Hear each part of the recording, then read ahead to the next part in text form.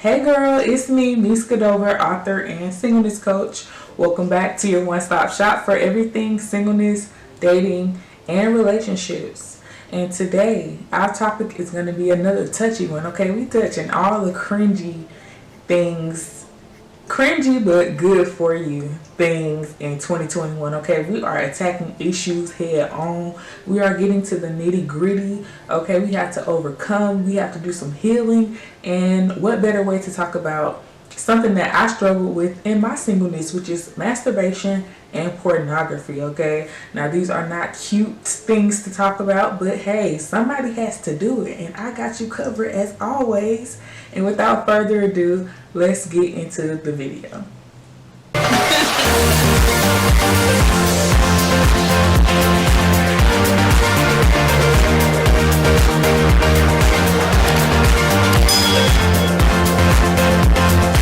So I think it is very important to share this part of my testimony, because if you are familiar with my testimony, you would know that I made the decision to remain a virgin until marriage. But even though I made that decision, and you may think, wow, she did such a great thing, but I do want you to know that the absence of one sin does not mean that there is not an absence of others. And before making this decision at the age of 15, I will say that I was not unfamiliar with pornography. As a child, I definitely stumbled across pornographic videos and images, and I would definitely say that that was the first seed that was planted, but it wasn't really explored into great detail until I became a teenager with access to the World Wide Web and a good old Zane book, okay? And I know y'all remember those Zane books with those crazy stories, but those very vivid sex scenes.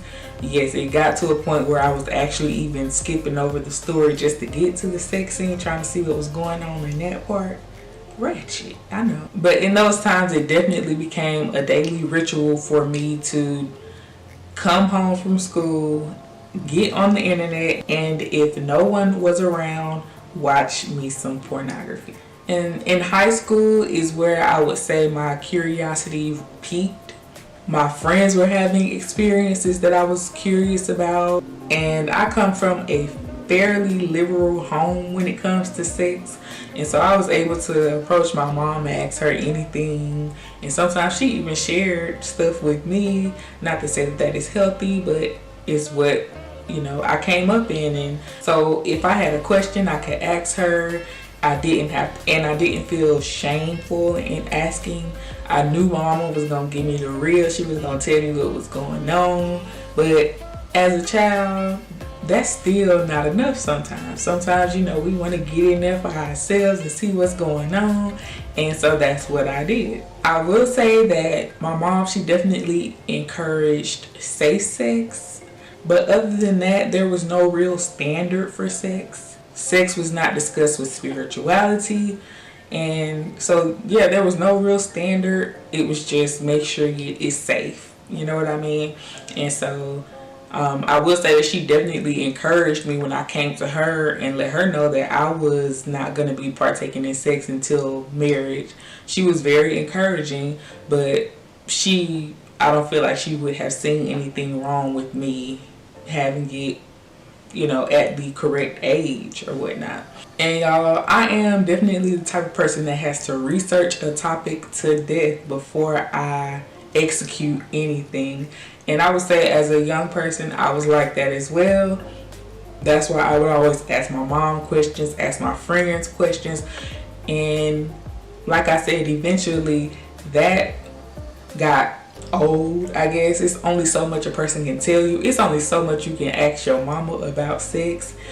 And then my mama was a real one, so she was like, don't you ask your friends. Your friends, they don't know nothing about nothing. You come to me and ask me if you got a problem or if you want to know something. But it's only so much that you can really ask your mama about sex before, you know, it's like, okay, girl, we've reached the peak of this. You know what I mean?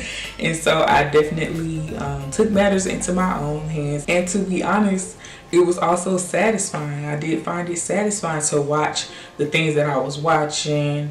And I also just had this mentality maybe 16, 17, that, you know what, even though I am a virgin and I'm not going to be having sex until marriage, when I get married, honey, my husband is not going to be able to tell, okay, I'm going to be being that thing back, tooting it up, you know, whatever I got to do. So he won't regret his decision in getting with me being a virgin. You see how, like, I don't know, I guess it's just society and how it tells you have to be cool with this, you have to perform well sexually for anyone to be interested in you. And so even though I did make that decision to remain a virgin until marriage, I still had it in my back of my mind, like, wow, will this be good enough for someone? You know what I mean? So yeah, just a testament to how society tries to taint and twist our minds and to put ideas there that are not God-like at all. So this carried on lightly until I reached the age of 20. And when I reached 20, y'all, that's when it like kind of skyrocketed through the roof. I don't know, I guess I just thought I was grown and could do whatever I wanted to do. And so that's what I did.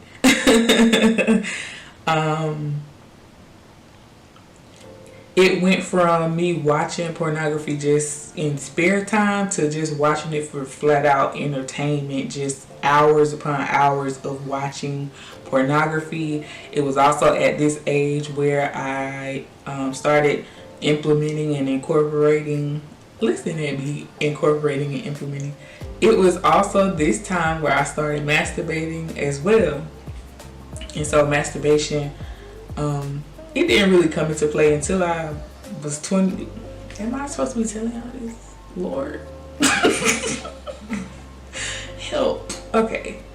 But yeah, it was at that time when I started incorporating masturbation. I wasn't born again at this time, and so I really didn't see anything wrong with what I was doing. I just really thought that it was commendable that I was even a virgin, okay, compared to what everybody else out here doing. I know God ain't mad at me about this because I'm up here a whole virgin. I ain't did nothing with nobody. I ain't seen nothing. I mean, in person, I haven't seen anything, but I'm good, okay? I'm good because I'm not actually doing it. I'm just watching other people doing it, okay? God, you ain't mad with that, are you? So yeah, that's where my mind was. And like I said, I was really watching pornography for hours at a time, like every night, hours upon hours upon hours, just watching it. Sometimes even till wee hours in the morning. And it got to a point where I actually thought that I was addicted to it. I had started having urges to even watch it in public, at work, on a break. Like, it was just a lot. Pornography became my sex education. So eventually I did rededicate my life to God, and I was able to see, you know, the error in my ways, in that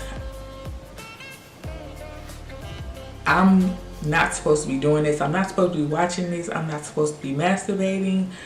Was I able to pull away from it? Absolutely not. Even to this day, I still struggle with thoughts of it from watching it for so many years. And so in a perfect world, I would definitely have loved to been able to cut it off cold turkey.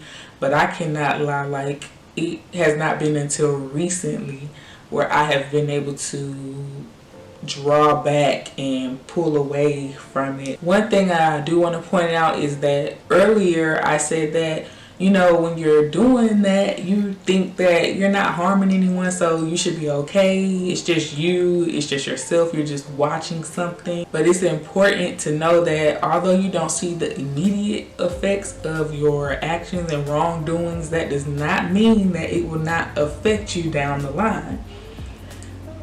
I think back to those thoughts sometimes that I was having, and I wish that I had yielded.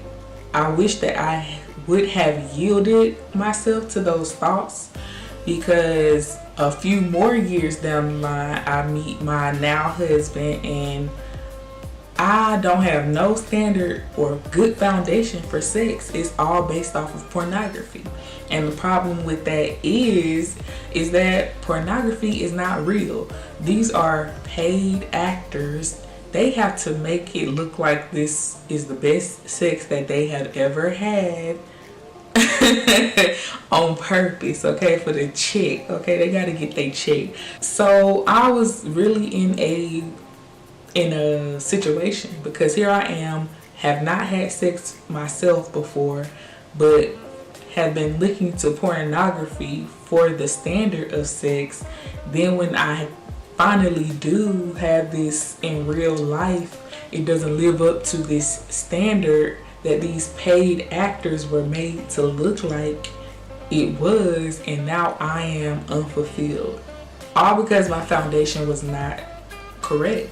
So my husband and I, we are on like our 3rd year of marriage, and it's definitely been a struggle, child. This has not been a walk in the park. It has not been easy peasy.